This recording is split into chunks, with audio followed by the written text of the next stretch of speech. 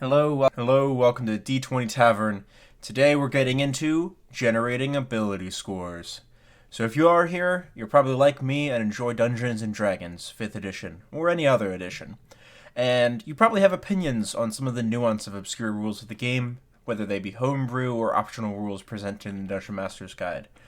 This is my side of the story on ability score generation for creating your new characters. When you generate your ability scores for your character for the very first time, depending on your Dungeon Master, there are a couple different ways you can do so.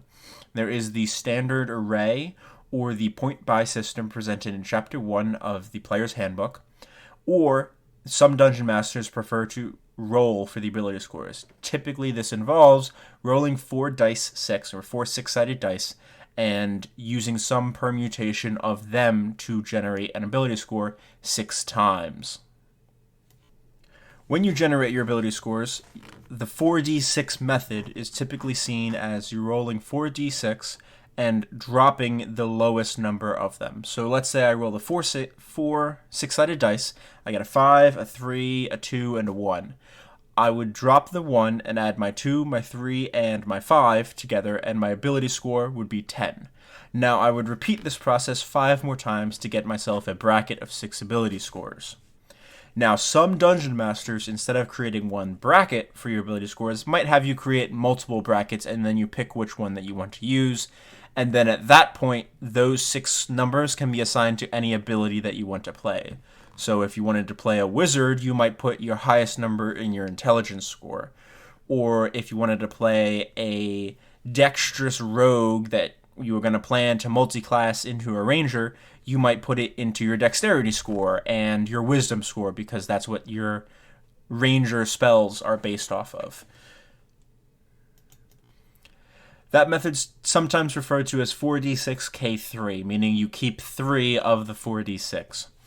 The method that I prefer is 4d6r1k3, meaning you re-roll ones and keep 3.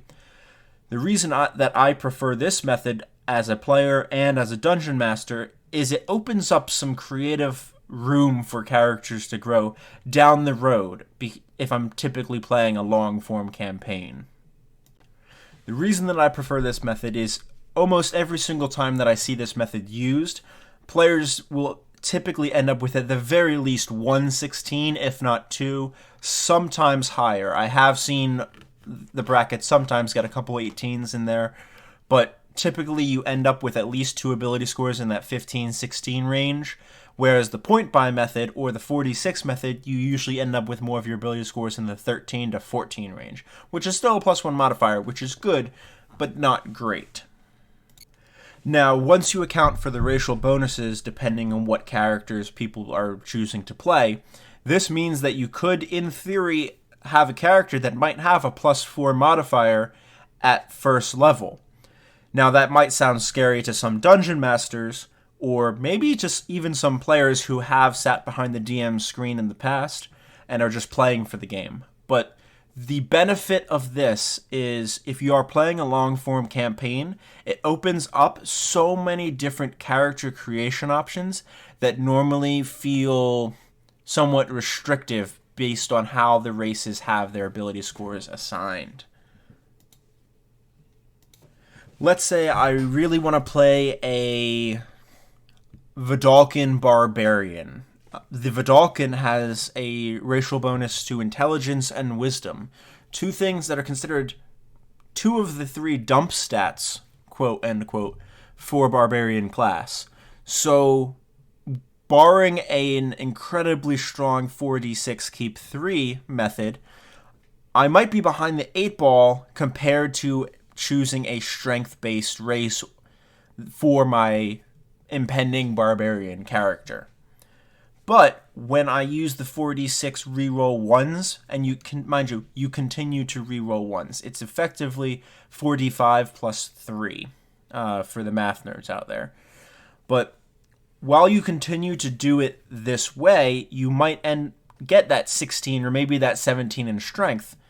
And while you have no racial bonus, you still feel like a strong character that you don't need to spend your precious ability score improvements on the abilities themselves, or maybe you only need to spend one and you are at the point that you feel like an epic hero.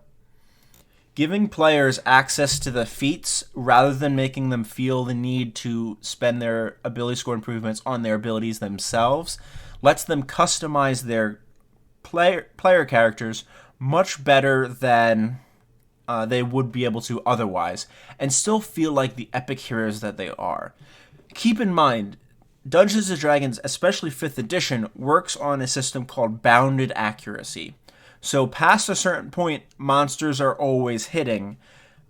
Enemies can consistently be hit if they are under level to a certain point, but they can still be dangerous at any level. The ACs in the monster manual only go up so high. The saves only go up so high. The ability scores are capped at 20.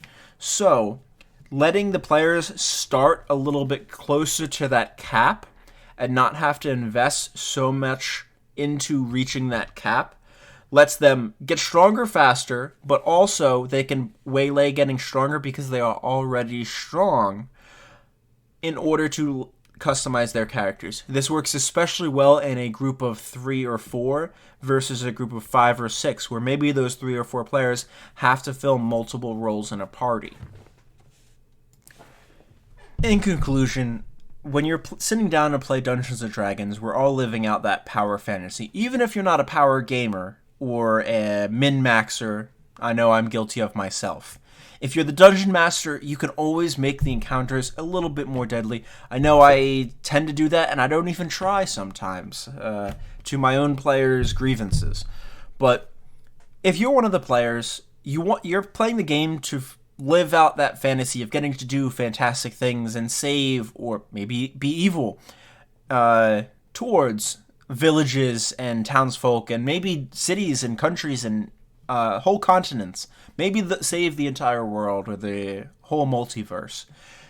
Letting players have the agency to customize their characters with all of the myriad of feats available in the books, every 4 levels, fighters notwithstanding, instead of making them feel like they still need to spend their next ability score improvement on reaching their cap, and then 4 levels later they can finally take that shield master feat that they've been wanting to forever, so that way their paladin can finally actually be shield bashing and smiting, but it doesn't come online until 12th level because it took them that long to get to 20 strength or to 18 strength because they wanted to play the gnome paladin. Doesn't feel that epic. I want my players to feel epic and feel like they are already heroes before they sit down at the table. They're not nobodies. Maybe their names aren't known yet, especially if they're first level, but they will be.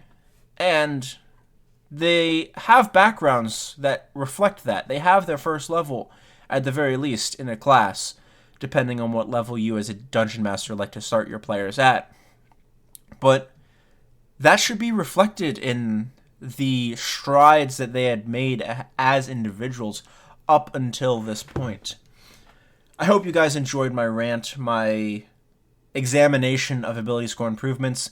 The only other method I've ever heard of and actually used was a method where you roll 24 6-sided dice, which is, mind you, what you would roll if you're generating 6 ability scores. You keep the highest 18 of them, and then you make sets of 3 to determine your ability scores. And while it was an interesting method, I prefer the chance to sometimes have a bad ability score.